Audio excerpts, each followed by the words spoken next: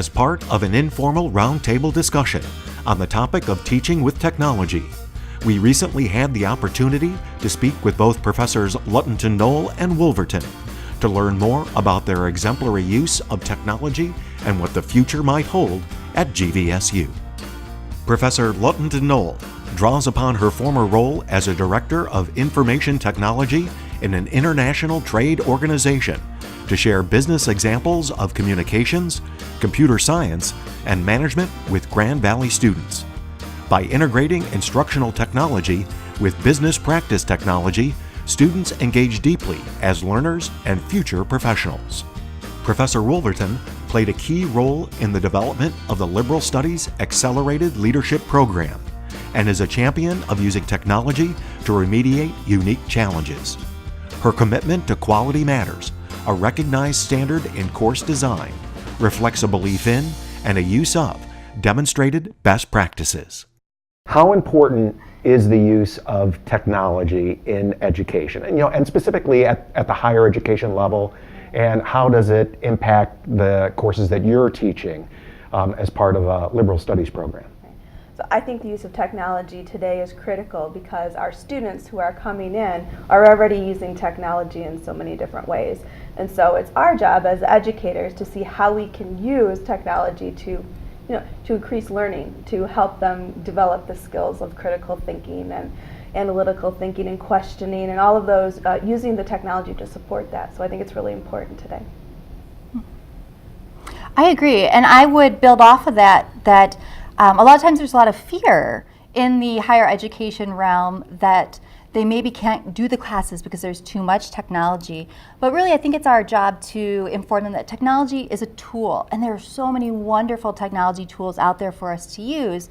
But behind those tools are still that quality matters, structured pedagogy that makes sure that we are teaching what needs to be taught for good learning and good understanding. And then the technology tools that we choose to get that information across really meets different generations of learner, both the older learner and the new iGen younger learner as well.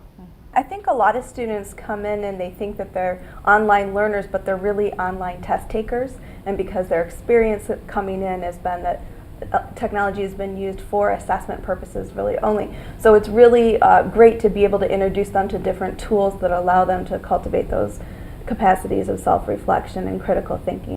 So you're both using quite a lot of video in your courses, both face-to-face as well as the online and hybrid classes that you're teaching.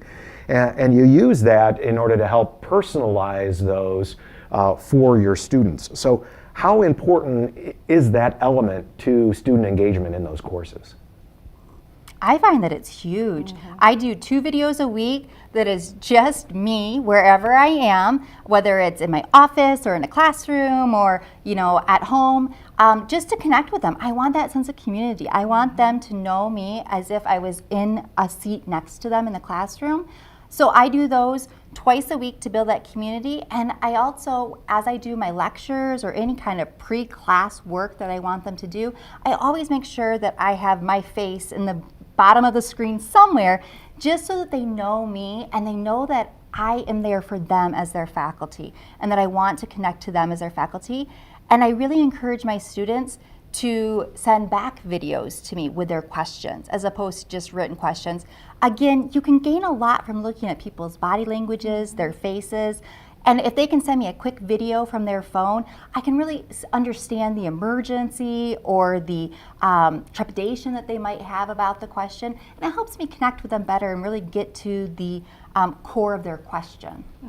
I think instructor presence is so important in online learning. They really need to know that you're there, and you have to establish that same safe zone as you would in an in-seat classroom. And so using videos, I think, really accomplishes that. So you've intentionally, both of you, have designed your courses to instill confidence in your students and to make them feel empowered while taking the class. So what methods have you found to be the most effective at achieving those results? I mean, video obviously is one of them. Are there other methods then that you're employing? I think for me, one of the most important things is that they feel comfortable in that space right away. And so finding ways that they can feel competent navigating the Blackboard site, finding where things are, taking maybe a little tour of the site and reporting back on what they've found, like a scavenger hunt. These are all ideas that can help them feel grounded in the course. One of the worst things to feel as an online learner is you feel like you're missing something because you can't find it. So I think establishing that competence right away and having them feel confident about where everything is located is really important. And just one final question that is there a particular resource here at Grand Valley that you rely on, or that you're very thankful that you have access to? Well, I love working with our instructional designers. Yes, I absolutely. love the background that they bring and how they can work with faculty to help you, because they know the pedagogy and they know the technology. It's just wonderful. They're like genies to be able to work with someone who gets both sides of that. Yeah, and they're always open to new ideas. So anytime I've had a new idea and I wanted someone to make sure I wasn't, going too far into technology or not enough into technology, they've always been great to bounce ideas off of. They're very supportive if I've ever had questions or problems. And really, without that support, I don't think I could have developed my courses as far as I have to the point that they're at now. Yeah, they're great.